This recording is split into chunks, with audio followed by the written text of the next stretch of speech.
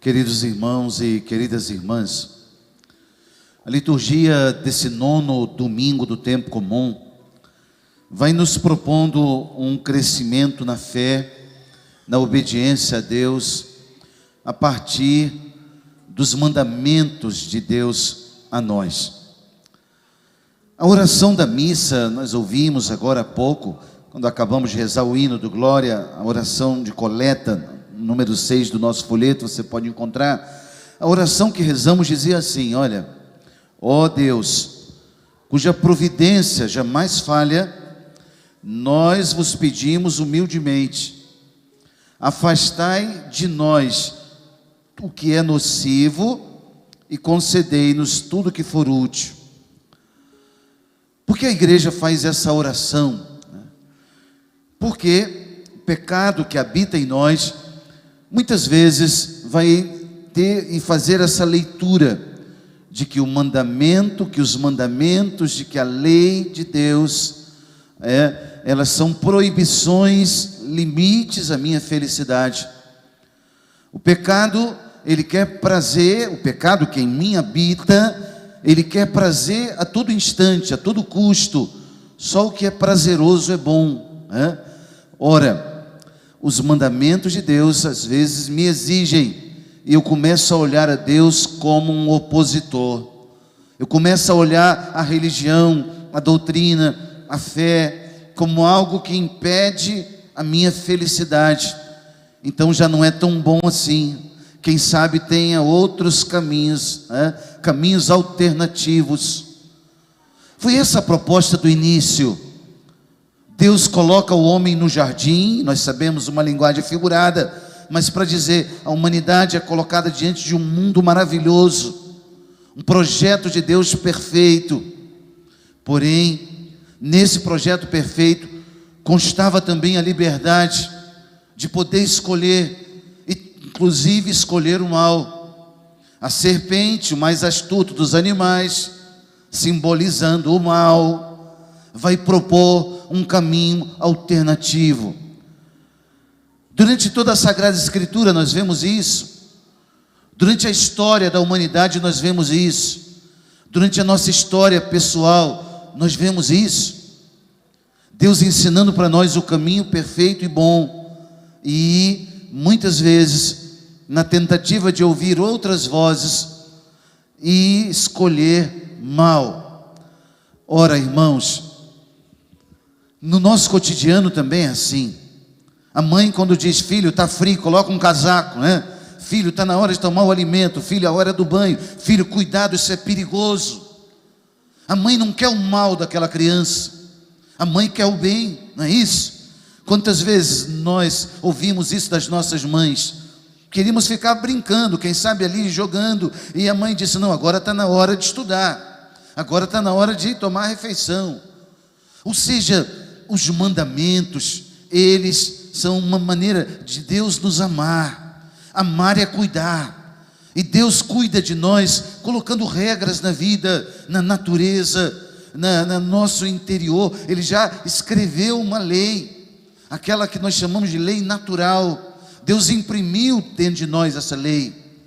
E a consciência, essa luz no nosso interior, nos mostra todas as vezes que desobedecemos essa lei.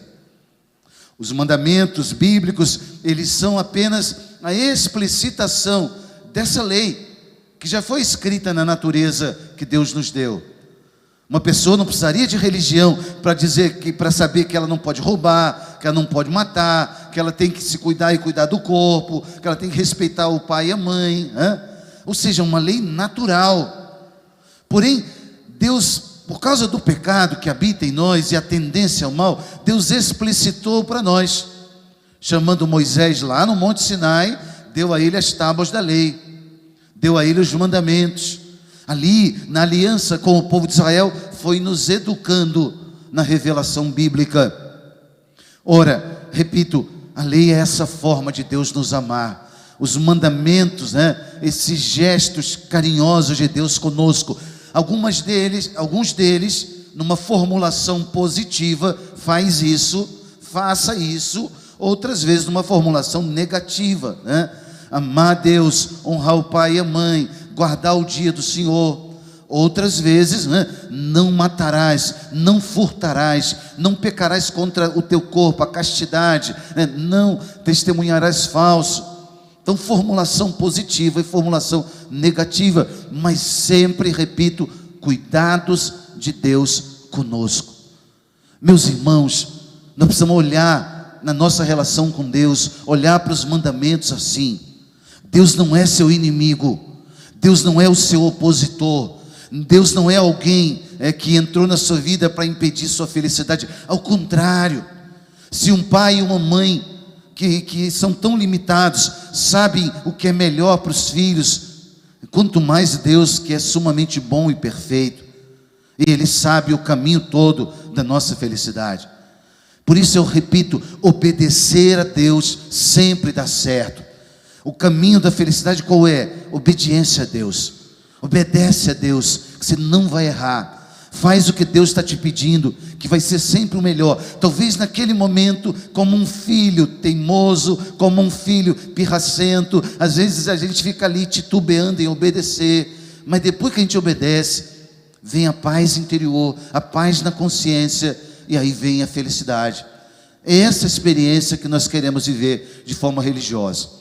Hoje, especificamente, na leitura do Evangelho e na primeira leitura da missa, nós ouvimos falar de um mandamento do Senhor, o mandamento de guardar o dia do Senhor, formulado na catequese católica, guardar domingos e dias de festa, dias santos. Aprendemos isso na catequese, Ora, o que significa isso na prática? Significa que eu e você não somos máquina, nós não somos uma engrenagem na máquina do universo. Não, essa linguagem da filosofia moderna, depois dos iluministas, depois da maçonaria, essa linguagem não é a linguagem do Evangelho. Eu e você não somos um produto, simplesmente materialmente falando, para funcionar no meio da sociedade. Você é pessoa. E nessa dimensão de pessoa, há em nós, na natureza humana, a dimensão física, mas há também uma dimensão espiritual, transcendente. Por isso Deus diz para nós, filho, filha, ei, para um pouquinho dos afazeres, o dia do descanso, o dia da família e o dia do culto a Deus. O dia do descanso, o dia da família e o dia do culto a Deus. Esse é o tripé em que se apoia a nossa fé católica. E isso significa o quê? Se afasta um pouquinho das coisas temporais e busca as coisas eternas. Se afasta um pouco da ganância, se afasta um pouco do fazer. Você não é uma máquina, e você é pessoa, repito. Se afasta um pouco e busca as coisas eternas. O amor que você tem pela família, pela tua casa, pelos teus, a dedicação a Ele, isso vai te levar para a eternidade. Isso te dá o céu. Gasta tempo com isso, vive bem. O descanso também, na recuperação das energias, para poder produzir aquilo que Deus espera de nós no meio do mundo. Mas é preciso recarregar as baterias. E o descanso, o lúdico, a dimensão do brincar, do jogar, do divertimento, isso é querido por Deus, isso é amado por Deus, para a nossa natureza humana. E depois, a dimensão do culto a Deus. A dimensão do culto é a missa, em primeiro lugar, claro, o culto por excelência, mas também a gente pode melhorar um pouco mais esse culto a Deus. Quem sabe uma horinha a mais de uma leitura espiritual, de uma leitura bíblica, quem sabe um terço bem rezado em família, não sei, a gente pode melhorar esse domingo, melhorar a qualidade desse domingo e dizer mesmo para nós, domingo é o dia do Senhor, é o dies Domini, é o dia por excelência, é o dia da ressurreição, é a Páscoa semanal. É o dia em que eu me abasteço espiritualmente com o amor dos meus, com o descanso e com o dom do céu que me alimenta. É assim que um cristão vive. É claro, repito, que o mundo não vai te dizer isso. O mundo vai dizer outras coisas, Você vai encontrar pessoas até dentro da nossa família que vai falar, não, eu não tenho tempo para nada, nem para missa. Como assim? Você tem 24 horas como a mim. Claro que você tem uma hora, você não quer dar uma hora para Deus, é diferente. Talvez você tenha encontrado alguém mais importante que Deus, né? Uns acham que é o esporte, outros acham que é o shopping, um passeio, sei lá o quê, né? Talvez na cabeça e no coração tem outras coisas mais importantes que Deus. Quando a gente descobre que Deus tem a primazia na nossa vida, na nossa história, é o dia por excelência. Eu vou escolher a melhor hora e vou na missa, e vou viver a missa, e vou trazer a missa para a minha semana, e aquela palavra me abastece. É isso. Por quê? Porque você é católico. A dimensão do catolicismo é essa. E aí, irmãos, nós olhamos, repito, para esse mandamento de Deus, para a nossa felicidade, e Deus é esse maior interessado na nossa felicidade. O pecado não é um rótulo só para dizer é proibido porque eu quero impedir tua felicidade, não. O pecado é errar o alvo da nossa felicidade. Buscar o pecado e dizer, estou errando o alvo, estou atirando na pontaria contrária, não estou acertando. É isso, como a gente diz lá na roça, é dar com os burros na água. A vida não dá certo. Por quê? Porque está no pecado, e é preciso sair do pecado. Jesus já resolveu isso. Ele nos dá o seu perdão, sua misericórdia, com a confissão. Ora, e aí, repito, esses mandamentos, seu projeto de felicidade está dentro desses decretos de Deus, desses mandamentos.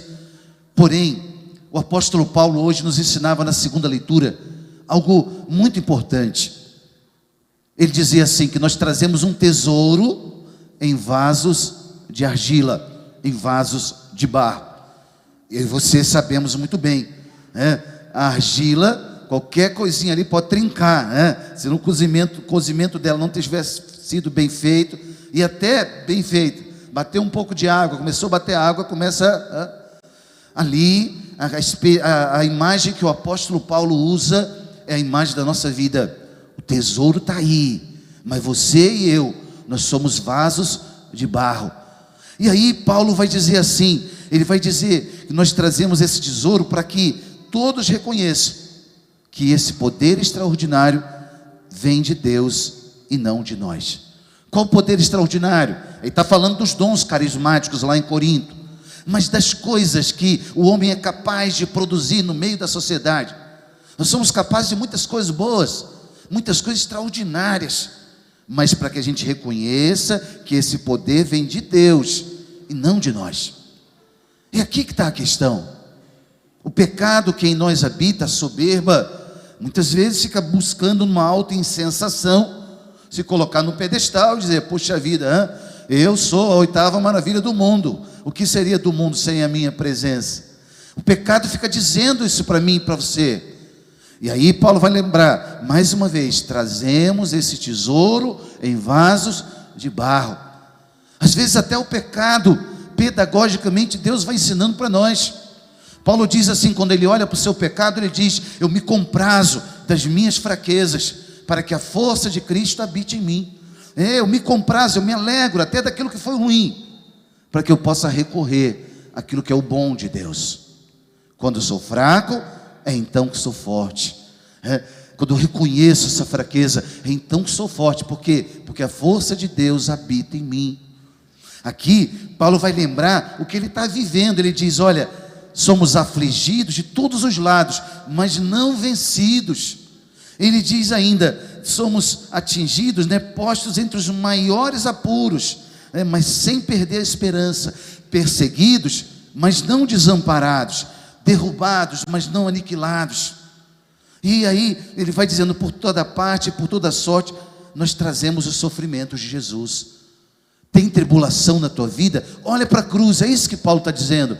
Olha para a cruz, para o mistério da cruz, una a tua cruz a dele. Por quê? Porque a cruz ela é sempre redentora, quando ela é abraçada e unida ao projeto de Deus. Hoje, irmãos, nós vamos voltar para a nossa casa, e você vai pensar naqueles 10 mandamentos, quais são deles, qual que é mais difícil viver na tua vida, na tua história pessoal. Não sei, cada um tem uma luta. Alguns, às vezes com a língua de falar demais, de julgar, de condenar. Outros com a experiência da desonestidade, do furto, do roubo. Outros do matar, às vezes não mata com a arma, mas mata com o sentimento ruim, mata com a palavra destruidora a vida do outro, mata com a fofoca, mata com a maledicência, outros com a castidade, com a sexualidade desregrada, acha que o corpo é simplesmente um parquinho de diversões e que não tem compromisso nenhum com o eterno, é tudo temporal, e vai vivendo ali, não. Então cada um tem uma dificuldade, uma luta. Paulo fala, um espinho na carne, aquela realidade difícil que eu tento tirar tantas vezes e ela me incomoda, para que eu recorra mais a Deus. Então, repito, olhar para esses 10 mandamentos e buscar em Deus essa paternidade. Obrigado, mãe, porque a senhora me mandou colocar o casaco e eu não peguei o resfriado. Obrigado, pai, porque eu levei o guarda-chuva e esse guarda-chuva me protegeu. Obrigado, pai, porque você me deu a mão para atravessar a rua e o carro não me atropelou. Esses cuidados temporais, trazer na sua oração e falar com Deus. Obrigado, Deus, por esse mandamento. Obrigado por cuidar de mim assim. Obrigado por colocar uma regra, Deus, porque se fosse por mim mesmo, eu sou desregrado. E o Senhor colocou lei, regra, normas dentro do meu interior, dentro da tua palavra, e assim a gente vai se relacionando com Deus. Hoje você vai levar para casa e vai conversar com Deus sobre essa palavra, e vai reconhecer aquilo que o salmista dizia hoje assim, cantar, tocar tamborim, harpa, lira, ele está dizendo, fazer festa. Por quê? Porque o Senhor é a nossa força. Exultai no Senhor, porque Ele é a nossa força. O salmista, ele lembrava para nós assim, eis que eu ouço uma voz que não conheço, eu aliviei as tuas costas do teu fardo, os cestos pesados eu tirei das tuas mãos, na angústia a mim clamaste, e eu te salvei. O salmista está ouvindo isso do Senhor. Por quê? Porque tem relação de intimidade. E aí ele termina dizendo, em teu meio não exista um Deus estranho, nem adores um Deus desconhecido, porque eu sou o teu Deus, eu sou o teu Senhor. Esse ídolo pode ser o ídolo das coisas, esse ídolo pode ser o ídolo das pessoas, e aí eu tenho ciúmes, inveja, esse ídolo das pessoas, eu tenho apego, eu aprisiono, eu quero domesticar as pessoas sob o meu comando. Esse ídolo, repito, pode ser uma coisa, pode ser uma pessoa, mas esse ídolo pode ser também o meu ego, pode ser também o meu ego inchado, inflamado, de achar e querer ter razão em tudo. Pois, repito, destronemos esses ídolos e que possamos dar a Deus lugar que é dele, lugar absoluto, a soberania que Ele tem sobre todo o universo, que Ele tenha também sobre esse mundo interior que é a nossa vida. Peçamos essa graça a Deus hoje, de forma especial ao nosso padroeiro Santo Antônio.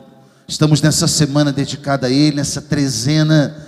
Hoje é o 3º dia da trezena da festa do nosso glorioso padroeiro Santo Antônio. Que a nossa vida olhe para esse modelo, levando o menino Jesus, e essa imagem é muito significativa, porque essa foi a vida dele. Quando ele levava a palavra, ele estava levando Jesus. Quando ele vivia autenticamente o Evangelho, ele estava levando Jesus.